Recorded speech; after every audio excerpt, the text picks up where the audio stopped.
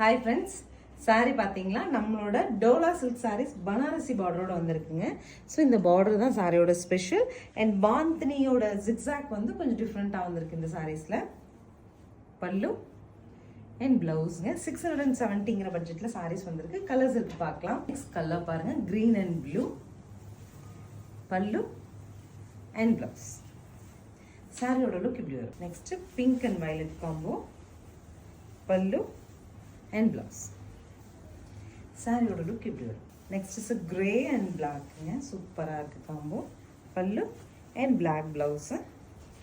சாரியோட லுக் இப்படி வரும். Next is light blue to dark blue.